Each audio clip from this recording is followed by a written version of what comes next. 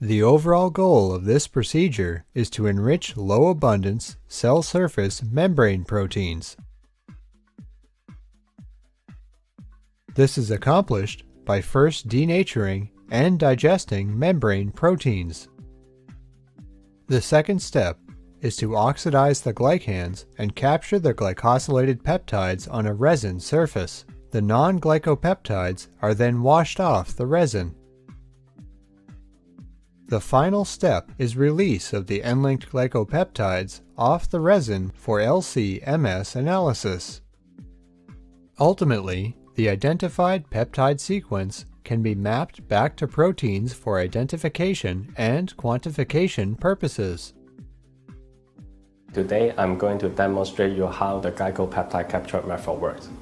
The main advantage of this technique over those existing ones, such as glycoprotein capture, is that the membrane protein will first be digested and the capture of the glycopeptide can be performed in one vessel.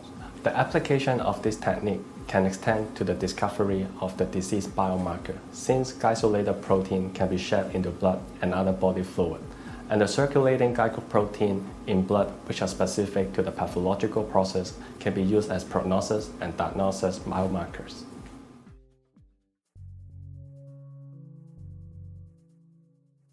First, prepare 4 milliliters of hypotonic buffer with 1 to 100 protease inhibitor cocktail.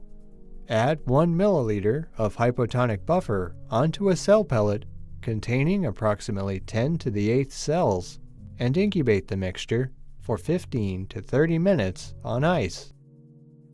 Transfer the cells into a 2 milliliter vial.